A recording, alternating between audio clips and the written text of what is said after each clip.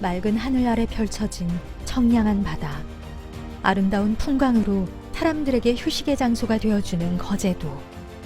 많은 이들이 휴가 장소로 찾는 평온한 섬이지만 나이 지긋한 분들에게 거제는 6.25 전쟁의 상처를 간직한 곳으로 기억되는 곳이기도 합니다. 75년 전 물밀듯 내려오는 중국군을 피해 수송선에 몸을 실었던 수많은 피난민들.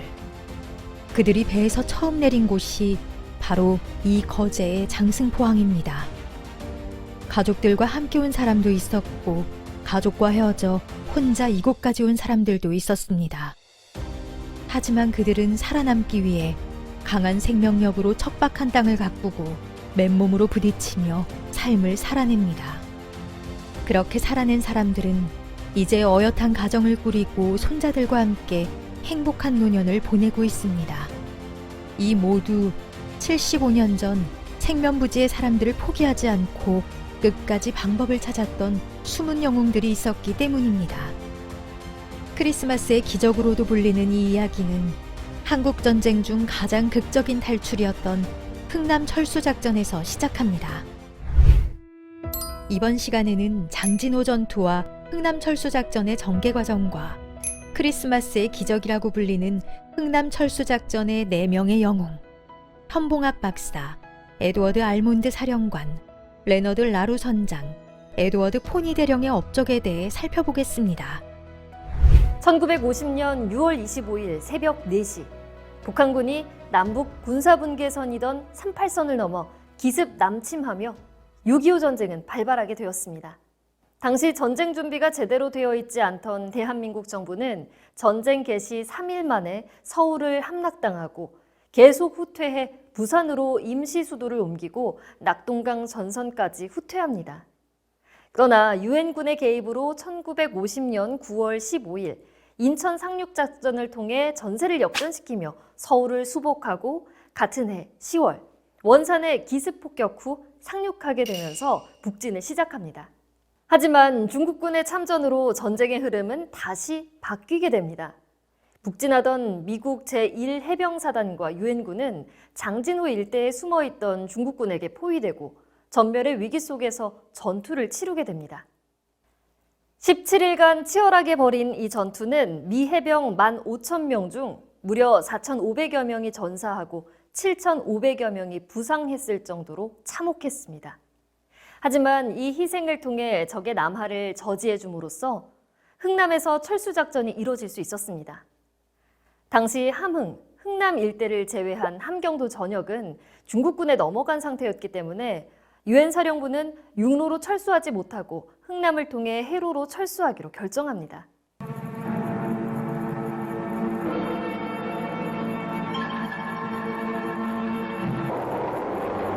겨울 산악전투에 익숙한 중공군. 그들은 때를 만난 듯 날뛰었고 11월 24일 유엔군은 북경전선에서 철수를 시작했다.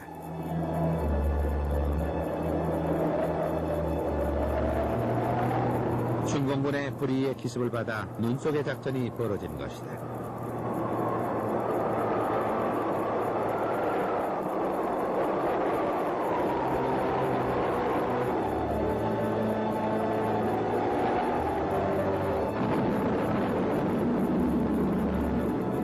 후퇴하는 유엔군이 교량을 폭파하면 중공군은 수많은 인력으로 즉각 복구하는 것이었다.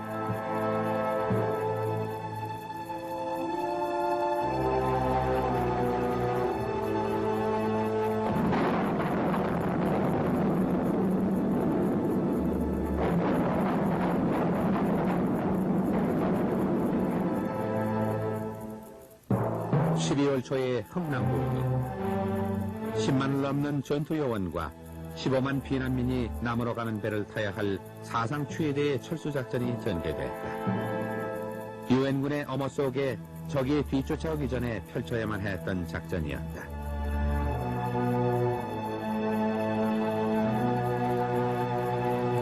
그 혼란 속에 가족들이 뿔뿔이 흩어지기도 했고 모인 가족들만이라도 배를 타야만 했다. 배를 타느냐 못하느냐 하는 것은 이들에게는 곧 사느냐 죽느냐 하는 절박한 문제였다. 아버지와 아들이 뛰어가면서까지 배에 오르려고 했었다.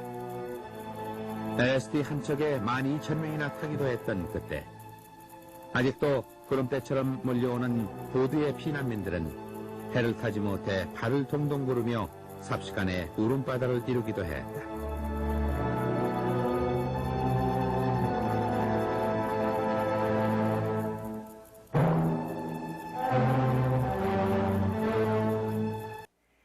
(1950년 12월 15일에서 24일까지) 열흘간의 철수작전은 군 장병과 군수 물자 위주로 이루어질 예정이었습니다. 하지만 살기 위해 부두에 모인 수많은 사람들을 포기할 수 없었던 미군과 한국군은 200척 가까운 배를 동원해 대규모 남하작전을 펼치게 됩니다. 그리고 이를 통해 무려 10만여 명의 주민이 유엔군과 함께 남쪽으로 피난할 수 있었습니다. 피난민을 태운 마지막 배가 12월 25일에 거제도에 도착해 크리스마스의 기적으로 불리는 흥남 철수작전. 이 작전이 성공할 수 있었던 것은 기적을 만들어준 4명의 영웅들이 있었기 때문인데요. 의학 박사 현봉학, 미 10군 단장 에드워드 알몬드 사령관, 메러디스 빅토리오 선장 레너드 라루, 미 해병대 대령 에드워드 포니, 이 4명의 의인이 바로 그 주인공들입니다. 영화 쉰들러 리스트 또는 유대인 수용소 자료 제2차 세계대전 중 인종청소라는 명목하에 유대인 대학살을 자행했던 나치. 1944년 어느 날 무려 1,100여 명이 유대인들을 포로 수용소 내 가스실에서 죽이려는 계획이 진행되는 것을 알고 이들을 구출해낸 사람이 있었습니다. 오스카 쉰들러. 그는 독일인 사업가로 공장을 운영하며 강제 동원된 유대인 인력을 고용하였습니다. 우연히 알게 된 유대인 조력자를 통해 잔혹한 나치의 살인 행위에 반기를 들게 되고 조력자들을 통해 새 공장에서 일할 1,200명의 유대인 수감자가 필요하다는 목록 초안을 작성해 죽음 직전에 놓인 그들을 구하게 됩니다. 오랜 시간 알려지지 않았던 이 이야기는 스티븐 스필버그 감독을 통해 쉰들러 리스트라는 영화로 만들어지며 세상에 널리 알려지게 됩니다. 오스카 쉰들러처럼 절체절명의 위기 속에 놓인 동족을 살리기 위해 노력을 아끼지 않는 이가 있습니다. 바로 현봉학 의학 박사입니다. 현봉학 박사는 함경북도 성진에서 태어났으며 1944년 세브란스 의전, 현재 연세대 의대를 졸업했습니다. 그리고 1949년 버지니아주 리치먼드 소재 버지니아 커먼웰스 대학교 의과대학 부속병원에서 임상병리학 펠로우십 과정을 수료했습니다. 1950년 3월에는 미국 유학 생활을 마치고 귀국하여 모교인 세브란스 병원에서 교수 및 의사로 근무했습니다. 6.25 전쟁을 맞아 피난지인 대구에서 지인의 소개로 한국 해병대의 문관으로 활동했으며 이후 부대의 이동에 따라 강원도 고성에서 머물다가 알몬드 10군 단장을 만나 민사부 고문으로 활동하면서 흥남 철수 작전에 참여하였습니다. 휴전 후에는 미국으로 가 콜롬비아 의대와 제퍼슨 의대 교수를 지내면서 세계적인 임상병리학자로서 활동하다 2007년 86세로 소천하였습니다. 10만여 명에 달하는 미군 병력과 50만 톤의 장비 및 물자를 싣고 빠르게 해상으로 철수해야 하는 미 해군. 이런 상황에 민간인 철수까지 돕는다는 건 불가능한 상황이었습니다. 하지만 현봉학 박사 눈에는 이 많은 사람들의 운명이 어떻게 될지 너무도 명확히 보였습니다. 고민하던 그는 알몬드 사령관을 찾아가 해군 수송선을 이용해 피난민을 남쪽으로 옮겨줄 것을 간청합니다. 하지만 사령관으로 10만의 군인과 군수물자를 후송하는 책임을 가진 그에게 피난민은 우선순위가 될 수 없었습니다. 하지만 현봉학 박사는 끈질기게 애원했습니다. 적지 흥남에 많은 사람들을 남겨두면 적군에 의해 다 죽게 될 것이라는 사실을 상기시키면서 계속 설득했습니다. 결국 이 간절함은 사령관의 마음을 움직였고 수송선에 적재한 군수품을 버리는 대신 무려 10만여 명의 피난민을 배에 태워 거제도로 무사히 후송할 수 있게 하였습니다. 많은 사람들을 사지에서 구해낸 장엄한 구원. 그가 구출해낸 10만여 명의 피난민들은 절망 속에서 새로운 내일을 선물받게 된 것이었습니다.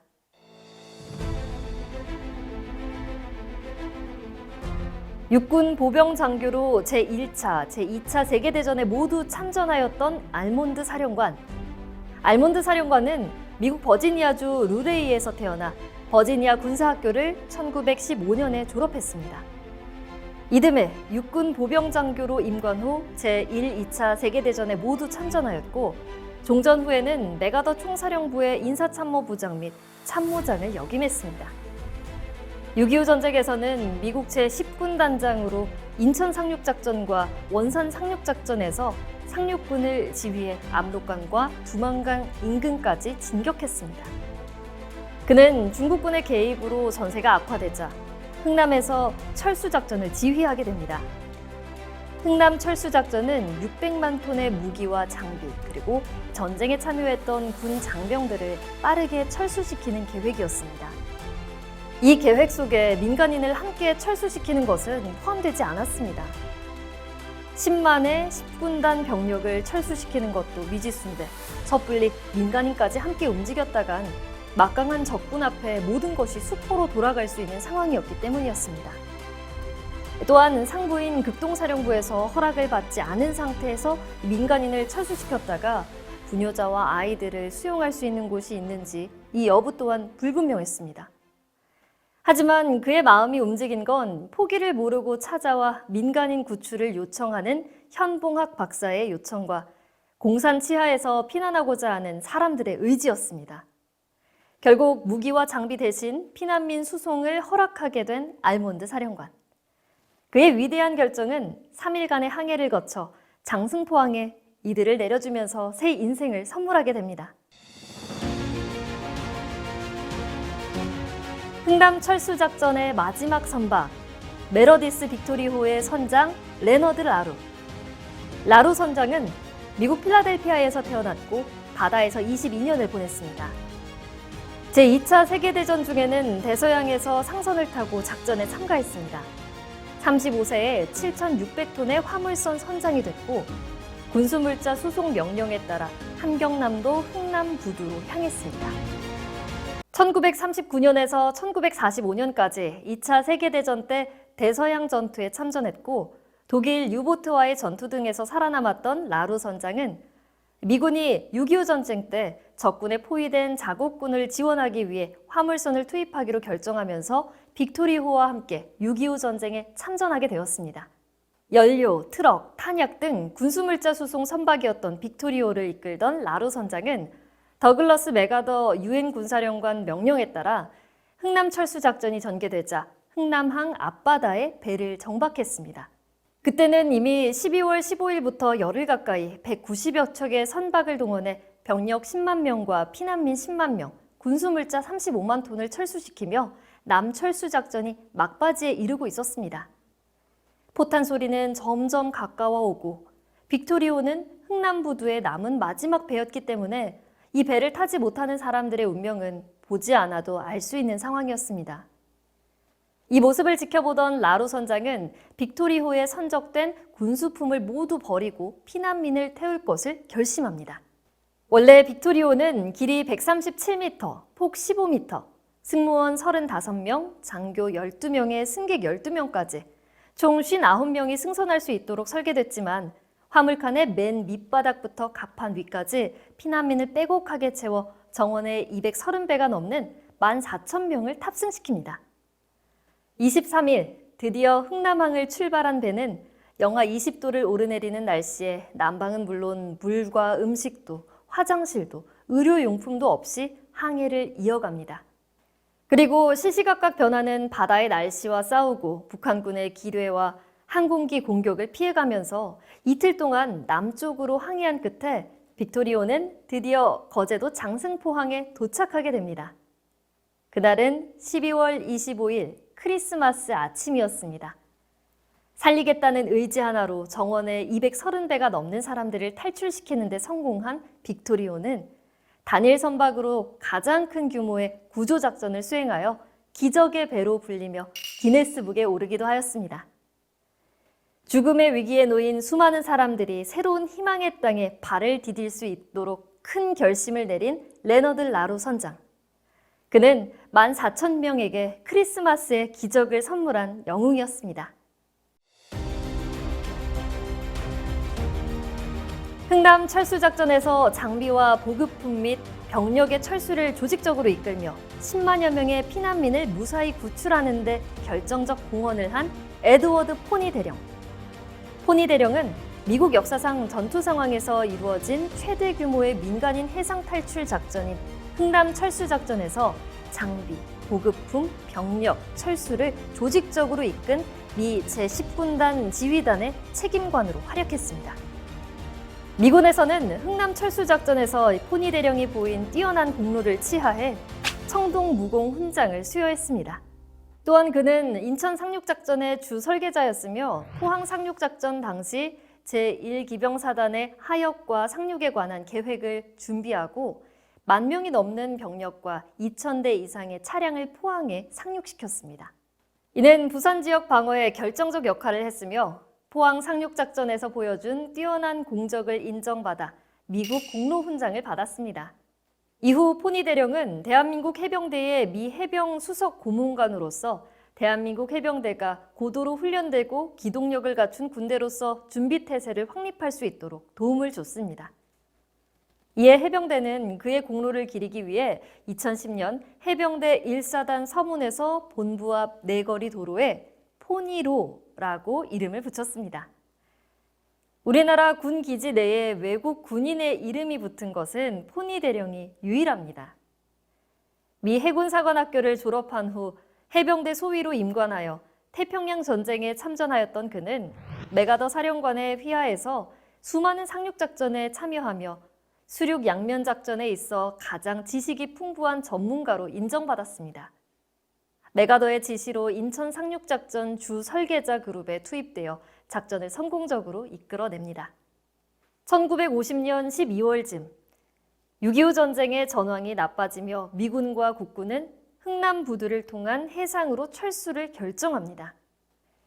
그리고 한미 양군과 수많은 군수 물자들을 해상으로 옮기는 대단위 군사작전이 흥남부두에서 진행됩니다. 이 작전 속에 민간인 수송은 전혀 고려 대상이 아니었습니다. 오히려 시간 지체, 미군 결사대의 희생 증가, 적군 첩자 침투 용의 등 객관적 조건을 냉정하게 판단했을 때 위험 부담이 너무 컸기 때문입니다. 하지만 매일 자신을 찾아와 설득하는 현봉학 박사의 간절함에 마음이 흔들린 포니 대령은 자신의 직책을 걸고 알몬드 사령관을 설득하였고 결국 막대한 군수물자를 포기하고 확보되는 여력의 피난민 수송을 할애하기로 결정합니다. 철수작전의 군수물자 대신 피난민을 선택한다는 것은 포니 대령 자신과 그 상관의 직책을 걸어야 하는 건 물론 미 10군단과 국군 1군단의 전력 보존, 나아가 6.25 전쟁의 향방에도 영향을 줄 수 있는 큰 일이었습니다. 그럼에도 포니 대령은 기꺼이 그 위험을 감수했고 그 결과 자신과 일면식도 없는 먼 나라 피난민 10만 명의 생명을 구한 것입니다. 자유를 찾아 남하하던 피난민의 존재는 자신이 먼 길을 달려와 도우려던 대한민국 자체이자 세계 평화의 일부였음을 포니 대령은 알고 있었던 겁니다. 크리스마스의 기적이라고 불리는 흥남 철수 작전과 마지막 상선으로 군수품 대신 14,000명의 피난민을 태우고 남으로 향했던 메러디스 빅토리호. 이들의 이야기는 이 거제도 골목의 벽화로 다시 태어났습니다. 처음 피난민들이 배에 오르기까지 그리고 그 뒤에서 애쓴 의인들에 대한 이야기로 길은 이어집니다. 더욱 놀라운 건 사흘간의 목숨을 건 항해 또한 한 명의 희생자도 없었을 뿐더러 거제도에 도착했을 때는 흥남을 떠날 때보다 피난민 숫자가 5명이 늘어나 있었다는 겁니다. 사흘간의 항해 속에서 무려 5명의 아이가 태어났던 건데요. 미군은 이때 태어난 신생아들에게 김치 1, 김치 2, 김치 3, 김치 4, 김치 5라는 이름을 붙여줬습니다. 절망적인 상황에서도 희망을 찾아 남쪽으로 내려온 사람들, 그들은 강인한 생명력으로 척박한 삶을 다시 개척해 나가기 시작합니다. 이제 75년의 시간이 훌쩍 지난 지금, 누구보다 열심히 대한민국의 구성원으로서 살아가고 있습니다.